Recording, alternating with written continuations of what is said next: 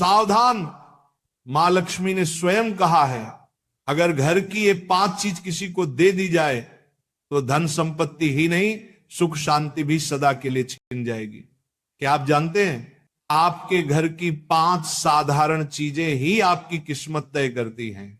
मां लक्ष्मी ने चेतावनी दी है, गलती से भी इन्हें दान कर दिया तो घर में आ जाएगी भयंकर गरीबी।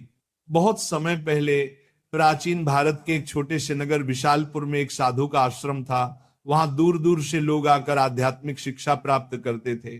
नगरवासी साधु को आचार्य देव कहते थे, क्योंकि वे केवल भिक्षा लेकर जीवन व्यतीत नहीं करते थे, बल्कि लोगों को सही जीवन जीने की राह भी दिखाते थे।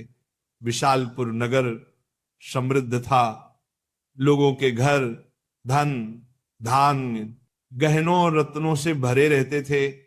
नगरवासी मानते थे कि ये सब माता लक्ष्मी की कृपा से ही है। नगर के बीचों बीच माता लक्ष्मी का एक भव्य मंदिर था। रोज शाम को वहां दीपक जलाए जाते, घंटियों की ध्वनि गूंजती और पूरा वातावरण श्री ह्रीं श्री महालक्ष्मी नमः के मंत्रों से पवित्र हो जाता। लेकिन एक परिवार ऐसा भी था जो नगर में सबसे समृद्ध होने के बावजूद धीरे धीरे कंगाल होने की ओर बढ़ रहा था। यह परिवार था वसुदेव जी का। वसुदेव जी नगर के सबसे बड़े व्यापारी थे। उनके पास सोने चांदी के ढेर थे, नौकर चाकर थे और अनाज के कोठार भरे रहते थे। फिर भी कुछ वर्षों के भीतर उनका घर वीरान होने लगा।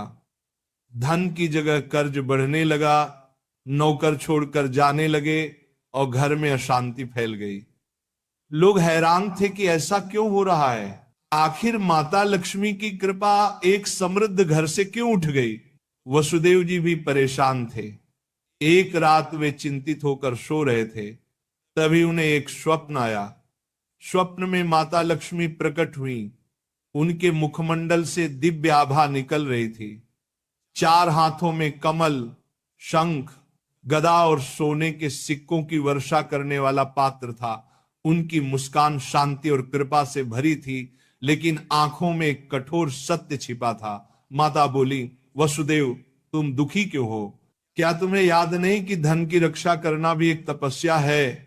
तुमने अपने घर की 5 पवित्र वस्तुएं बार बार दूसरों को देकर मेरे निवास को अशुद्ध कर दिया, इसलिए मैं तुम्हारे घर से विदा हो गई।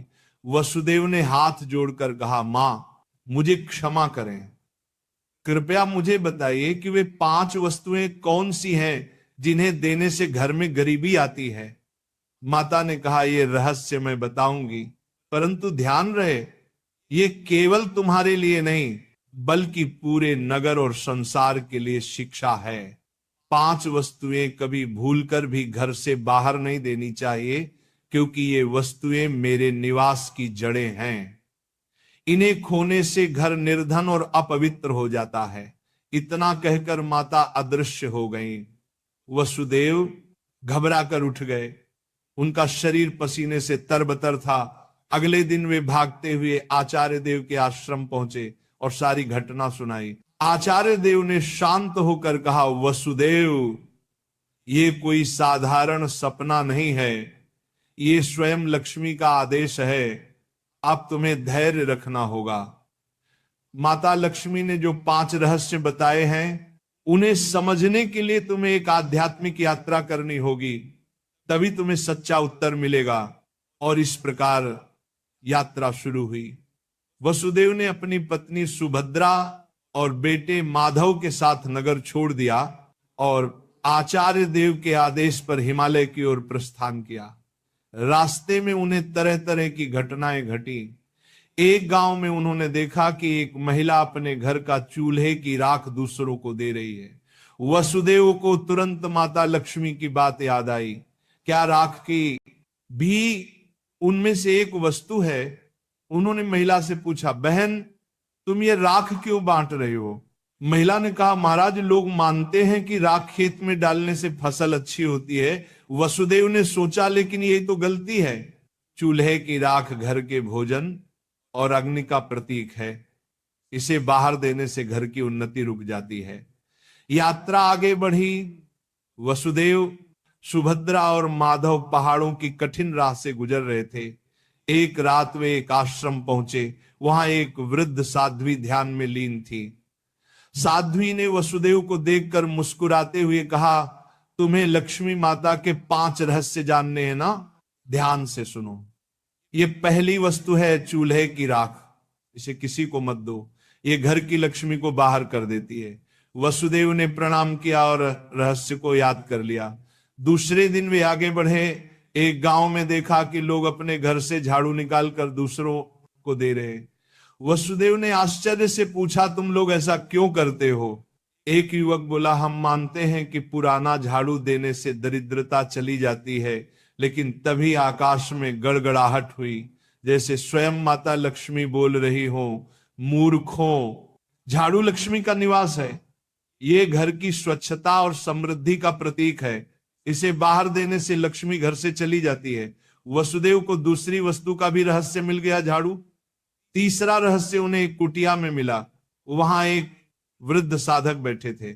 उनके सामने दीपक जल रहा था। साधक ने कहा, बेटा, घर का जलता हुआ दीपक या उससे जली हुई लौ कभी किसी को मत दो। ये घर की ज्योति और आयु का प्रतीक है। इसे देने से सुख शांति चली जाती है। वसुदेव ने तीसरी वस्तु भी जान ली। आगे चलते चलते वे एक गांव पहुंचे। वहां एक परिवार ने अपने घर का नमक पड़ोसियों को उधार दिया। उसी रात उस परिवार के यहां कलह मच गई। साध्वी ने समझाया, नमक रिश्तों की मिठास और स्थिरता का प्रतीक है। घर का नमक देना लक्ष्मी को अपमानित करना है। अब वसुदेव को चौथी वस्तु भी मिल गई, नमक। अंततः हिमालय के पास एक गुफा में तप करते एक योगी ने अंतिम रहस्य बताया। योगी बोले, वसुदेव, 5वीं वस्तु है कपड़े का कोना या पल्लू। महिलाएं अक्सर पुराने कपड़े का पल्लू काट कर दे देती हैं, लेकिन यही स्त्री की लक्ष्मी और घर की मर्यादा का प्रतीक है। इसे देना घर के भाग्य को काटना है। अब 5 वस्तुएं स्पष्ट थी। पहला, चूल्हे की राख। दूसरा, झाड़ू। तीसरा, जलता दीपक। चौथा, नमक।